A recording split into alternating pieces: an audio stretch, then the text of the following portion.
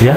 Jadi kalau di Thailand itu kita itu pengalaman saya di Thailand itu ya orang Thailand tuh emang susah berbahasa Inggris.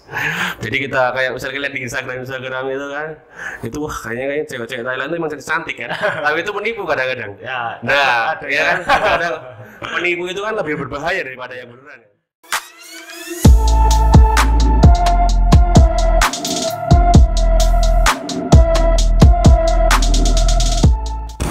Halo guys, welcome back to Angkasa Podcast, Angkasa Can Speak. Nah, kita kali ini kedatangan tamu spesial loh. Kita kedatangan dari alumni Akademi Angkatan Udara tahun 2016.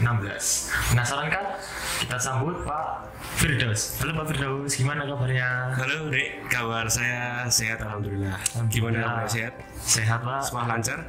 Lancar. Kalau boleh tahu background rumahnya Pak Firdaus ini di mana ya? Kalau background keluarga saya kebetulan juga orang tua saya militer juga. Ya. Orang tua saya dinasnya di Jogja. Dulu dari SPAPK, dari Wamil, kemudian mengajar di Akademi Angkatan Udara, dan rumah saya ya kebetulan juga di Jogja. Dari kecil sampai saya lulus SMA saya di Jogja, demikian. Oh, berarti Pak Firdaus ini jauh-jauh dari Jogja ke sini atau? Oh, kalau dinas saya dari Skadron 207 di Subang, Jawa Barat. Jadi saya rumah Jogja, dinasnya di Subang. Setiap bulan mesti saya akan pindah, kalau nggak Jogja Malang atau kemana. Betul. Kalau boleh tahu Pak Firdaus ini cita-citanya dari kecil apa emang TNI atau? Oh, kalau masalah cita-cita dari kecil itu, kalau misalnya orang tua saya bilang cita kamu apa, gitu saya waktu kecil jawabnya supir truk. Karena orang tua saya itu seperti pada anak umumnya, saya sering dibelikan truk-trukan gitu, truk-trukan dari kayu gitu deh, dari kayu itu. Orang tua saya pasti minta beli truk-trukan itu, saya dibelikan. Jadi saya motivasi, jadi supir truk kayaknya keren. Kalau saya lihat di cerita itu seperti itu dari kecil ya. Ya. Terus habis itu lulus SMA, mendaftar Karbol itu. Belum ada keinginan. Jadi saya kuliah di salah satu universitas swasta di Jogja. Ya. Selama kurang lebih ya 2 semester. 2 semester setelah itu kenapa waduh kok kayaknya saya nggak minat nih. Berarti ini bukan pengen saya di kuliah. Terus saya izin lah sama orang tua, gimana kalau saya mau daftar kuliahnya cuti dulu, istilahnya cuti dulu kuliahnya. Setelah itu saya daftar, diperbolehkan nggak dari orang tua, ya silakan aja. Kalau boleh tahu daftarnya itu tahun berapa ya Pak ya? Saya 2012. 2012. Lulus 2011. Oh, lulus SMA 2011, daftar 2012, lulus AU nya 2016. Setelah itu, yang kita tahu ini Pak Firdaus peraih kayak kelas terbaik di bidangnya. Oh ya, kenapa? Ada yang mau ditanyain apa? Tips and triknya itu gimana sih Pak? Jadi bukannya saya sombong atau bagaimana, tetapi alhamdulillah di sekitar tahun 2000 berapa ya, sekitar 2018 saat Wingday, kebetulan saya pesawatnya helikopter ya. Di pilot helikopter itu saya sekolahnya di Kalijati, Subang, Jawa Barat. Di situ adalah tempat helikopter atau penerbang helikopter seluruh Indonesia dididik, itu namanya di Skadron 207, tempat saya sekarang ini. Saya dididik di situ kurang lebih sekitar 7 bulan. Dan di situ tuh saya tidak ada niatan untuk menjadi yang terbaik bagaimana. Ya kita pasrah aja. Saya cuma pasrah sama Allah, cuma doa sama orang tua, tetapi malah hasilnya dibikin yang terbaik. Jadi tidak ada planning di situ, tidak ada planning, karena kita sebagai prajurit kita cuma let it flow aja, ngikutin arus aja. Di situ ada pemilihan jurusan, ada jurusan tempur atau angkut. Ternyata marah sama Allah dikasih helikopter saya, sehingga saya meninggalkan kota tercinta Jogja. Saya tinggalin Jogja selama 7 bulan. Saya merantau mencari kitab suci ke barat. Saya ke Subang, mencari kitab suci dulu di Subang, kan, selama 7 bulan. Tetapi di situ ada hikmahnya ya, disitulah hikmahnya. Kalau boleh tahu Pak Firdaus ini dari Helikopter apa ya Pak ya? Oh, saya helikopter EC-120B Colibri. Ya, helikopternya kecil, lincah, irit, gesit. Soalnya mau digimanain aja wis aman Yang terbaik pokoknya Pak ya. Wah, kalau terbaik masih ada yang banyak. Tetapi kalau menurut saya yang terbaik bagi saya adalah sekarang ya ini Colibri. Kalau yang lebih bagus dan baik itu masih banyak di atasnya. Tapi kalau menurut diri saya sendiri yang paling baik adalah Colibri. Itu saya merasa senang ya. Kalau ada tips and triknya buat penerus generasi bangsa yang mendaftar ke AU itu gimana sih Pak caranya? Kalau penerus generasi bangsa yang mendaftar ke AU itu yang pertama adalah direncanakan. Tidak boleh sepertinya kalau seperti saya itu tidak merencanakan sesuatu asal pengen izin aja tapi tidak merencanakan. Nah, di situ saya juga menyesali karena apa? Karena di situ saya juga daftar itu persiapan saya jujur saya kurang dulu daftar itu. Waktu itu saya cuman masih pull up-nya 6, sedangkan ada yang lain masih banyak, dan itu adalah teman-teman saya sekarang juga. Ya kayak Pak Wakil Kepala Sekolah sini Pak Fahri itu, dia tuh dulu sama pertanyaan paling hebat. Jadi kadang-kadang saya tuh minder sama dia. Karena kayak persiapan saya kurang. Dari situlah menurut saya adalah persiapan itu nomor satu. Jadi SMA itu menurut saya baru sadar sekarang ya, itu jadi bukan tempat asal lewat ini sebenarnya. Harus dipersiapkan dari SMA minimal ya hamin setahun lah kita persiapan, banyak yang disiapin juga kan. Untuk pesaingnya itu kira-kira sebanyak gimana sih Pak? Pesaingnya? Iya. Nah, kalau pesaingnya itu kadang-kadang saat saya mendaftar banyak ternyata dari lulusan saya lulus 2011, lulusan 2009, 2010 itu pada daftar juga yang kedua kali. Di itu saya minder. Oh, habis ini mereka udah tahu tesnya habis ini apa. Habis ini kita akan screening POM nih. Kita akan melaksanakan wawancara sama POM, hati-hati loh. Kamu mesti akan seperti ini. Nah, itu saya minder karena saya belum pernah. Ya. Jadi saya ada ketakutan, wah pastinya abang-abangnya ini, bapak-bapaknya ini udah pada ngerti semua gitu kan, udah pada tahu gimana cara tips and triknya, sedangkan saya tidak tahu. Wah, di situ saya merasa berat juga persaingan sekarang itu zaman segitunya udah berat, apalagi zaman sekarang ya kan. Makanya prepare itu penting menurut saya gitu. Kalau boleh tahu Pak Firdaus daftar berapa kali? Alhamdulillah satu kali langsung keterima. Tetapi saya saya ya kuliah itu kepotong kuliah itu. Seharusnya beda lulus SMA belum bisa daftar ya. Tapi karena saya belum minat saat itu, belum minat di TNI itu, sedangkan saya masih pengennya kuliah, sedang mencoba kuliah. Nah, setahun itu ternyata tuh kuliah itu ya saya persiapan itu deh, pulang kuliah tes bukan tes spesi tapi kursus, ada kursus psikologi juga di Jogja. Saya kursus ke sana sama sama orang, ada mahasiswa UGM juga, karena saya punya teman di situ. Makanya keuntungan saya kuliah itu saya punya teman banyak, sehingga teman saya itu membantu saya untuk mencari seniornya dia.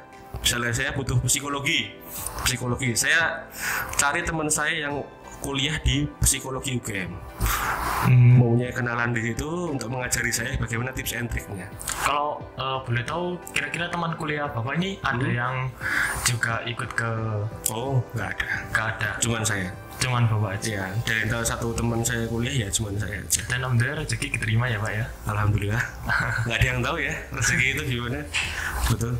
Dan kalau boleh tahu nih Pak, Bapak kan sebagai pengendara Colibri. Nah, itu tuh ada kesulitan sendiri nggak sih untuk mengendari itu Pak? Jadi kesulitan sendiri dari helikopter Colibri itu adalah semua instrumen helikopter Colibri itu belum ada yang glass cockpit, jadi masih analog semua. Nah, kesulitannya di situ masih analog semua, sedangkan heli kita terbatas. Heli kita itu kecil, untuk kemampuan SAR-nya juga terbatas. Kita kan sering di BKO atau sering diperbantukan ke lanut-lanut setempat untuk sebagai search and rescue pesawat-pesawat tempur. Contohnya di Madiun, di sini, di Malang, kadang-kadang di Jogja, kadang-kadang saya di Pekanbaru. Sana karena kita CMB itu, nah terbatas pesawat kita pesawat itu terbatas. Pesawat kita kemampuannya kecil, untuk jarak jangkaunya juga kecil juga, tidak terlalu besar seperti pesawat yang Puma atau sebagainya. Nah, disitulah kita merasa wah ini kesulitan, tapi kita tidak boleh menyerah. Gimana caranya dengan kesulitan itu kita tetap melaksanakan misi dengan lancar dan sukses. Untuk Bapak sendiri waktu pendidikan itu kesannya itu gimana sih Pak? Yang setahu saya ya kan ada pendidikan awal 3 bulan, seterusnya itu 4 tahun. Nah itu kesannya itu gimana sih Pak?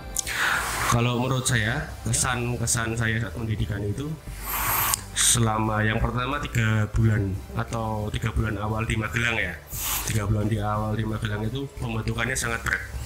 Jujur saja di sini sangat berat, karena di situ yang kita bisa beli makan, misalnya kita lapar kita makan, kita haus kita minum, nah itu kan dibatasi, cuma ada minum aja, air putih aja gitu. Ya kita lapar kita minum air putih, haus minum air putih, nah gitu. Pokoknya tiap malam biasanya kalau misalnya kita lagi kuliah itu kan malam itu pengen ngopi, pengen makan nasi goreng sama teman-teman itu kan tinggal keluar naik motor jalan, kita bisa beli kan. Kalau misalnya pas pendidikan 3 bulan awal itu kita nggak bisa, mau lapar minum air putih, haus minum air putih juga. Kalau misalnya yang di selanjutnya ya, yang di AAU selama kurang lebih 3 tahun itu, menurut saya ya disitulah pembentukan karakter ya. Jadi karakter masing-masing orang itu selama SMA itu adalah berbeda, dari background yang berbeda. Jadi di AAU itu disatukan karakternya, ya udah disatukan gimana selama 3 tahun itu disatukan seperti itu. Kalau dulu tuh nih Bapak biasanya kan taruna-taruna itu ada yang keluar negeri. Nah Bapak ini pernah kemana aja sih kira-kira? Kalau saya ini taruna yang menurut bisa dibilang itu pintar juga enggak, goblok juga enggak, di tengah-tengah lah. Jadi taruna itu saya cuma ke Thailand aja. Oh, cuma ke Thailand. Ke Thailand sama Pak Fahri juga, Thailand bareng-bareng. Gitu tuh ada kayak presentasi kayak. Oh, enggak, itu jadi taruna itu bukan, kalau pas saya ke Thailand itu bukan gara-gara saya ada kunjungan atau apa, tapi memang ada yang namanya Cakrawahana Paksa. Di situ adalah ketika kita mau lulus kita akan diajak ke luar negeri. Jadi seluruh angkatan saya diajak ke Thailand. Bukan saya dikasih kesempatan ke Thailand ya, tapi bukan seperti itu. Tapi seluruh angkatan saya sekitar orang 108 orang itu ke Thailand semua bareng-bareng. Oh, berarti sudah turun-temurun ya Pak ya? Ya, tapi ganti-gantian. Kadang-kadang ada yang di bawah saya ada yang ke Jepang, ada yang ke Vietnam, ada yang ke Australia. Ya itu kan tergantung tahunnya itu kemana gitu. Kalau selama di Thailand tadi apa ya? Thailand itu gimana sih? Kalau di Thailand kehidupannya. Maaf ya. Jadi kalau di Thailand itu kita itu pengalaman saya di Thailand itu ya, orang Thailand tuh emang susah berbahasa Inggris. Jadi kita kayak misalnya lihat di Instagram itu kan, itu kayaknya cewek-cewek Thailand tuh emang cantik kan. Tapi itu menipu kadang-kadang. Ya. Nah, ya kan penipu itu kan lebih berbahaya daripada yang beneran ya. Ya itulah berbahaya, waspada di situ. Kita wah ini cantik tapi jangan percaya itu cewek gitu kan. Tapi ya cowok. Nah, tapi ya cowok. Terus itu bahasa Inggris kita tuh kadang-kadang tuh saya itu kok sama orang Thailand, saya cuma tanya harga aja mesti cuma dia tahunya harga berapa ini, how much is this, how much, tribat itu doang. Terus habis itu apa ini kita tanya itu pakai bahasa Inggris, mereka nggak tahu, cuma harganya tribat gitu aja. Itu doang, dia cuma tahu itu doang. Lama-lama saya inilah pakai translate, ya nggak habis pikir kan, pakai translate Inggris Indonesia Thailand gitu kan. Saya artikan Indonesianya apa, saya translate ke bahasa Thailand, saya baca. Oh, habis itu dia nulis di bahasa Thailandnya ini. Habis itu ditranslate bahasa Indonesia. Oh, harganya seperti ini barangnya apa, ini kira-kira ada diskonnya enggak apa gimana gitu. Dari itu kadang-kadang mereka orang sana cuma tahu, saya cuma kita tanya harga aja, cuma tahu itu aja. Kalau tanya yang lain macam-macam nggak ada yang ngerti. Itu tuh kalau misalnya dari taruna lain, misalnya dari AL itu ke Thailandnya bareng atau beda-beda gitu? Oh, kalau AL kurang tahu ya, Dek, karena beda program. Beda program. Kadang-kadang AL itu malah lebih mengerikan lagi jalan-jalannya. Mereka akan keliling naik kapal, akan lama dia, kadang-kadang 3 bulan, 6 bulan itu mereka akan muter-muter di dunia itu naik kapal itu. Berarti setiap matra itu berbeda, kebijakan berbeda, habis itu program-programnya juga berbeda, tidak bisa disamakan. Nah kalau misalnya masuk AAU itu ada wajib gak sih bisa bahasa Inggris atau bahasa yang lain itu kira-kira? Bahasa Inggris di AAU itu karena namanya di AU kita tuh ada juga yang namanya tes akademik ya, kayak kami masuk ingin apa ya, perguruan tinggi lah ya. Tes akademik itu mesti ada, itu seperti kamu ujian nasional. Seperti ujian nasional ya A, B, C, D, habis itu apa namanya kamu akan menjawab apa, itu pasti di situ ada. Itulah, jadi apa namanya kemampuan bahasa Inggrisnya ya perlu, tetapi tidak terlalu mendalam saat mendaftar, karena akan diasah lagi di dalam AU tersebut, di dalam akademi akan diasah lagi gitu. Berarti sebisanya aja waktu itu ya Pak? Ujian, karena kita kan ada ujiannya juga bahasa Inggris. Berarti gak harus fase dalam berbahasa Inggris itu? Tidak ada. Tidak ada. Tapi bisa ya, bukan tidak harus fasih, tapi bisa bahasa Inggris kan beda. Tidak harus fasih sama dengan bisa itu kan ya hampir mirip ya. Tapi yang penting itu bisa aja.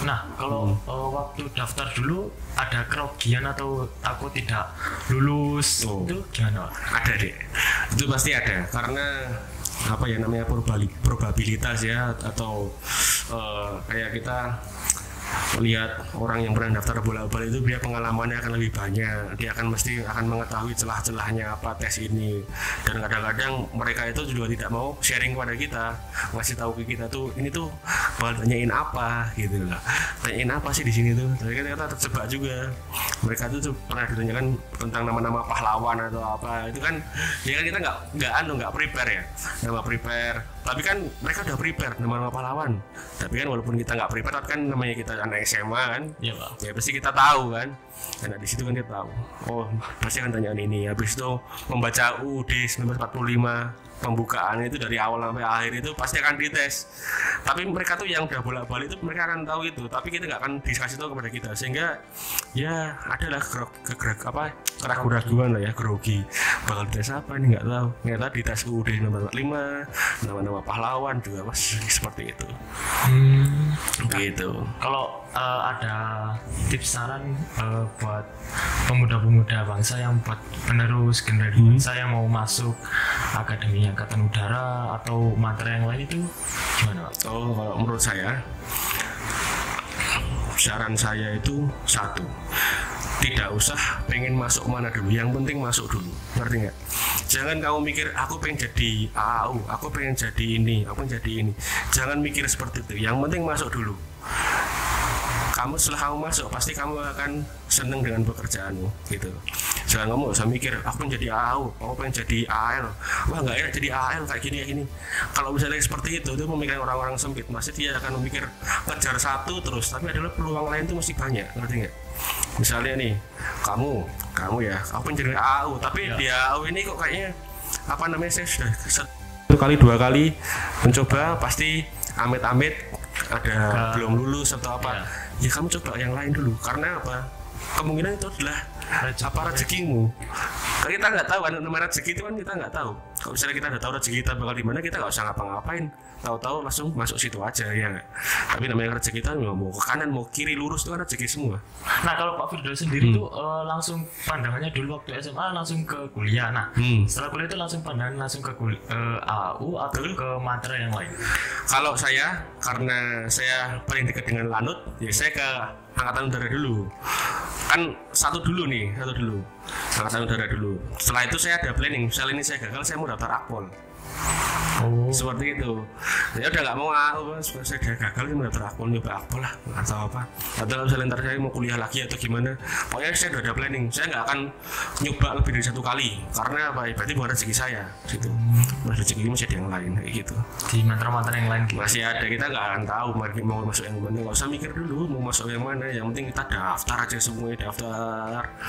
Rezeki pas kita masuk, berarti rezeki kita di sini. Tapi dengan persiapan juga ya. Kalau nggak persiapan juga inilah apa namanya sia-sia. Betul. Karena yang banyak pesannya itu pasti banyak ya Pak ya. Banyak. Kayak udah nyiapin dari awal gitu. Banyak. Nah buat pesan-pesannya buat pemuda-pemuda di luar sana yang buat pemuda-pemuda di luar sana ya. Satu aja, jangan sia-siakan masa-masa indahmu di SMA dengan hal-hal yang nggak perlu, ngerti nggak? Jadi hal-hal yang nggak perlu di masa SMA tuh banyak deh, banyak. Misalnya kita dengan mudah-mudahan dengan SMA tuh banyak yang tawuran dan sebagainya. Nah, nggak perlu itu nggak perlu, itu merusak aja itu. Nggak usah, ngapain ya gitu. Kalau misalnya kamu itu carilah kamu sudah berpikiran one step ahead, sudah berpikiran satu klik ke depan lah. Yang menjadi apa kamu saat SMA, mau kuliah atau mau apa? Kalau misalnya mau kuliah ya udah kuliah, maunya di mana? Pasti kan nyari negeri dulu kan, nggak mungkin langsung swasta kan? Iya nggak, negeri dulu nih, pengen negeri nih. Tapi kok apa namanya negeri ini berat, ya udah swasta. Habis itu misalnya kita masuk mana tentara nggak bisa ya jadi polisi bisa juga. Iya nggak, masih banyak pekerjaan yang harus dikerjakan selalu SMA, bukan selesai di SMA ya. Kalau udah selesai di SMA itu wah, SMA atau SMK bukan sampai di situ aja, masih banyak deh. Berarti kalau misalnya mau masuk AU itu ada usaha dan niat ya Pak ya? Cuma doa dan doa, orang tua perlu itu. Nah, untuk sobat-sobat angkasa yang di luar sana, jika kalian ingin masuk ke negeri atau lanjut ke TNI atau polisi, nah kita harus persiapkan diri masing-masing. Contohnya kita harus berdoa dan usaha. Betul. Contohnya seperti Pak Firdaus ini, dia sudah planning kayak gitu. Oke, sobat angkasa, kita pamit undur diri dulu. Terima kasih juga sudah diajak ke tempat SMK Angkasa ini, keren banget ya ini ya. Iya Pak. Terima kasih ya Pak ya. Ya, terima kasih juga. Oke, sobat angkasa, terima kasih. Halo teman-teman dan adik-adik, untuk yang ingin daftar di SMK Penerbangan Angkasa Singosari Malang, kita ada kabar gembira nih. Kita membuka jalur pendaftaran khusus di bulan Desember. Untuk kalian yang berminat, silakan klik link di bawah ini dan barcode di sebelah sini. Dadah, terima kasih.